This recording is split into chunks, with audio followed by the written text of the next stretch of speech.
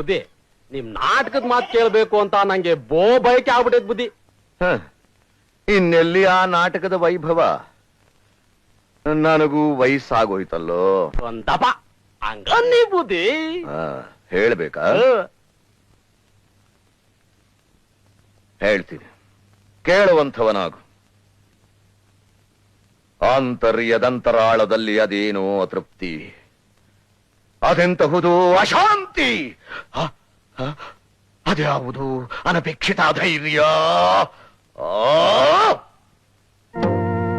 ಈ 8ನೆಯ ದಶಕಂಠ ರಾವಣನನ್ನು ಬೆಚ್ಚಿಸಿ ರೊಚ್ಚಿಗೆಬ್ಬಿಸುತ್ತಿರುವ ಆ ಅದೃಶ್ಯ ಶಕ್ತಿ ಯಾವುದು? ವಿವಿಧ ಲಲಾಟ ಲಿಖಿತನಾದ ವಿಧಾತನೆ. ತನ್ನ ವಿಧಾತ ಪಟ್ಟವನ್ನು ಗಂಟು ಕಟ್ಟಿ ನನ್ನ ಪಾದದಡಿಯಲ್ಲಿಟ್ಟು ಪಂಚಾಂಗದ ಪುರೋಹಿತನಾಗಿದ್ದಾನೆ ಆ ಬ್ರಹ್ಮ.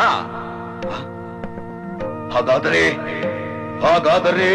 ನನ್ನನ್ನು ಕ್ಷಣ ಕ್ಷಣಕ್ಕೂ ಕಾಡಿಸುತ್ತಿರುವ ಈ ಭ್ರಾಂತಿ ಕ್ಷಣಚಿತ್ತ ಕ್ಷಣಪಿತ್ತರಾದ ನವಗ್ರಹಗಳ ಕ್ರಾಂತಿಯೇ. ಭ್ರಾಂತು. ಆ ನವಗ್ರಹಗಳೆಲ್ಲ ನನ್ನ ಸಿಂಹಾಸನದ ಪಾದದಡಿಯಲ್ಲಿ ಹೆಗಲು ಮುರಿಸಿಕೊಳ್ಳುತ್ತಿದ್ದಾರೆ, ಹೆಗಲು.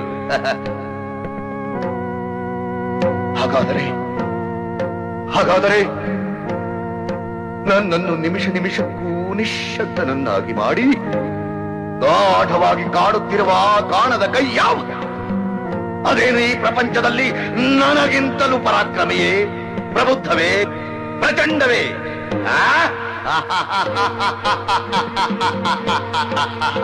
ಸಾಧ್ಯವಿಲ್ಲ. ನಾನು ಚತುರ್ದಶ ಭುವನ ಭಯಂಕರನಾದ ಲಂಕೇಶ್ವರ ರಾವಣ, ಸರ್ವತ್ರ ಸರ್ವತಂತ್ರ ಸ್ವತಂತ್ರನಾದ ಪ್ರಬುದ್ಧ ರಾವಣ, ಎಲ್ಲ ಬ್ರಹ್ಮಾಂಡ ತಂಡೋಪತಂಡಗಳನ್ನೇ ಚಂಡಾಣಬಲ್ಲ ದಂಡು ದಾಳಿಗಳ ಮಂಡಲ ನಾಯಕರಾದ ಗಂಡನೆಯ ಗಂಡರ ಗಂಡನಾದ ಪ್ರಚಂಡ ರಾವಣ.